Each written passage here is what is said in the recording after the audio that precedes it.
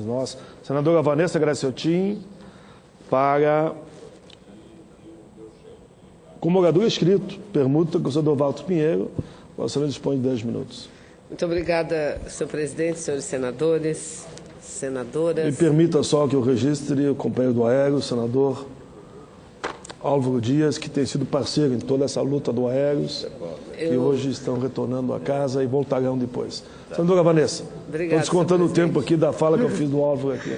Não, aqui, na quinta-feira, eu agradeço, mas eu falarei breve até em homenagem ao senador Armando, que tem que pegar o avião, e da mesma forma que ele, eu tenho que sair daqui porque tenho um compromisso imediatamente. Mas antes de falar do assunto que me traz à tribuna, eu quero aqui também me solidarizar, colocar o mandato à disposição dessas mulheres e homens lutadores que lutam pura e simplesmente por um direito seu. Como tantos falaram durante esse período aqui da tribuna, pessoas que contribuíram a vida inteira para ter uma velhice mais tranquila, hoje têm todos os seus direitos subtraídos. Mas eu creio que o caminho melhor é o caminho que as senhoras e os senhores estão trilhando, que é o caminho da persistência, que, aliás, essa é uma das atribuições mais difíceis para o ser humano, mas a persistência, sem dúvida nenhuma, e a justeza das reivindicações, tanto que o julgamento recente dá vitória a todas as senhoras e senhores, não tenho dúvida nenhuma que fará com que os senhores possam ver aplicado na prática aquilo que, teoricamente, já ganharam. E dizer, senador Paim, que semana que vem é Semana Santa, domingo sem ser eixo no próximo domingo de Páscoa, e depois os senhores para cá retornarão. Eu gostaria muito que esse retorno fosse muito breve, apenas para comunicar, visto que o próprio ministro das Relações Institucionais já estuda o assunto, que fosse muito rápido, nem precisassem vir todos. Alguns apenas para comunicar, senador Paim, um acordo feito.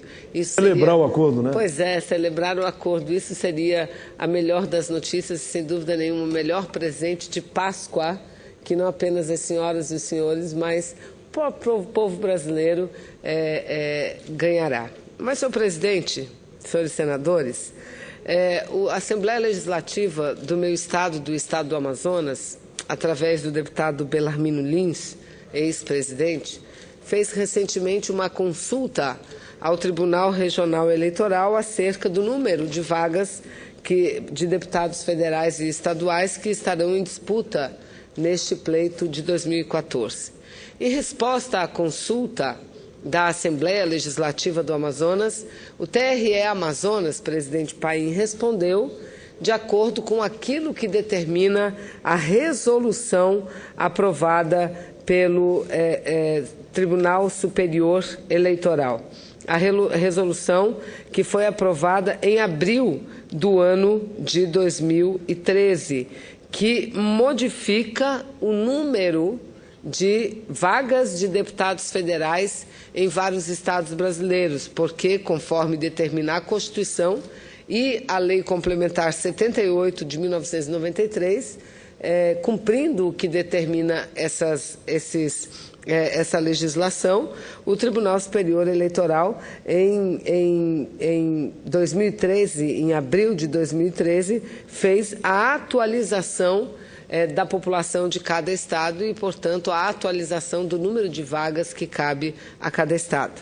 Ocorre que, depois disso, senhor presidente, esta casa, contra o nosso voto, e a Câmara dos Deputados aprovaram um projeto um projeto de resolução que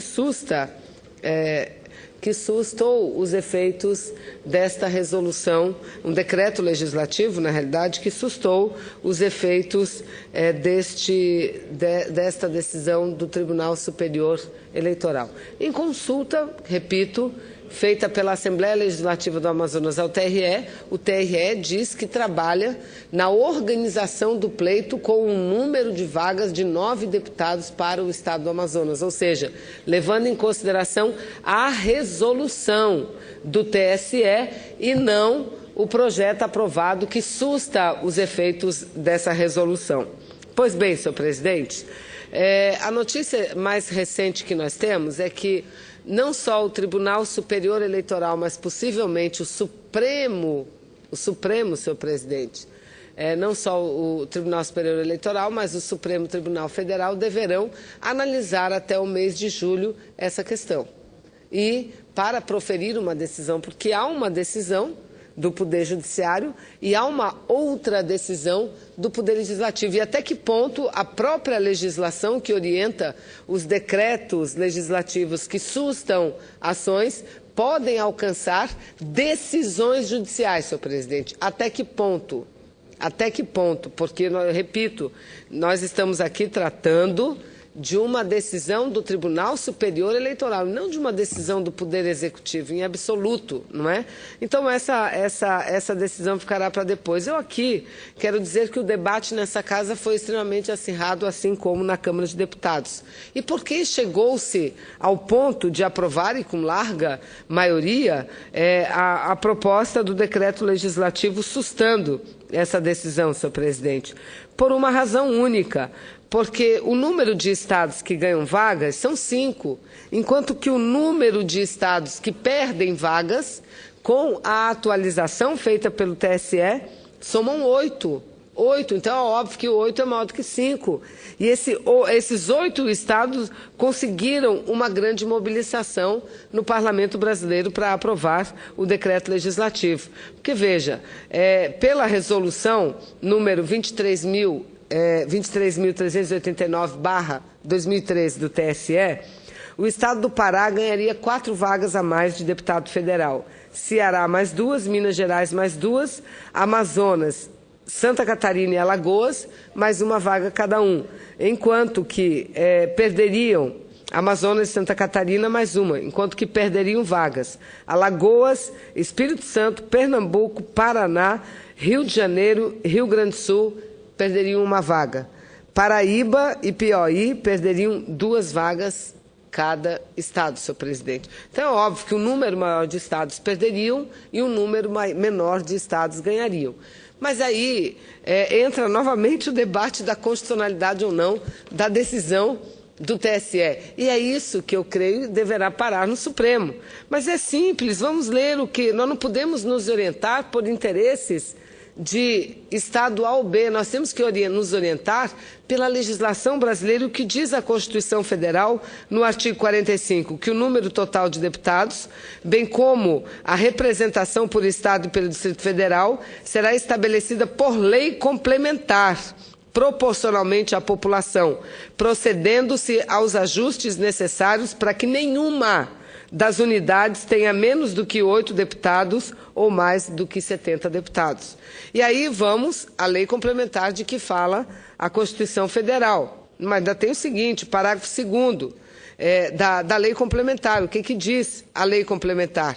A lei complementar diz que o número de deputados será proporcional ao número da população e que o parágrafo único do artigo 1º diz que, feitos os cálculos da representação, o TSE fornecerá aos TREs e aos partidos políticos o número de vagas a serem disputadas. Porque o parágrafo, o caput desse artigo 1º diz o seguinte, que a representação é proporcional ao número da população e que a cada eleição, no ano anterior à eleição, de acordo com os dados fornecidos pelo IBGE, o Tribunal Superior Eleitoral deverá fazer a atualização do número de vagas que cabe a cada unidade da federação.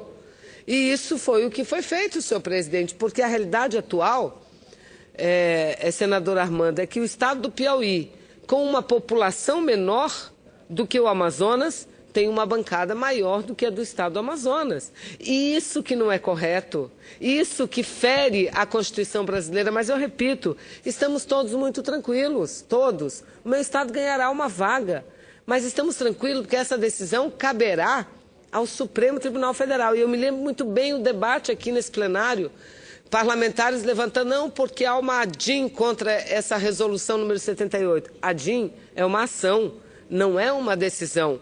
Não houve até hoje nenhuma decisão considerando inconstitucional a Lei Complementar 78 de 93. Portanto, é ela que dita. E ela, o Poder Legislativo, através desta Lei Complementar, delegou ao Tribunal Superior Eleitoral, ou seja, a Justiça Eleitoral Brasileira, a que todo ano, um ano anterior às eleições, promova a atualização na distribuição do número de vagas de deputados federais para todos os estados brasileiros. Aí vem o parlamento, por uma questão de interesse político de estado, e aprova um decreto sustando a decisão do Tribunal Superior Eleitoral. Aí dizem, mas o tribunal avançou naquilo que é competência do Poder Legislativo. Não.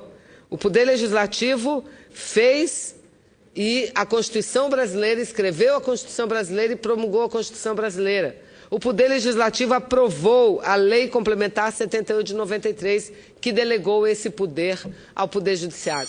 Mas eu aqui digo que confio na Justiça Brasileira e sei que no mês de julho as coisas voltarão à normalidade e a representação, a proporcionalidade será respeitada, enfim, em nosso país e o número de vagas redistribuído entre os estados brasileiros. Muito obrigado, senhor presidente.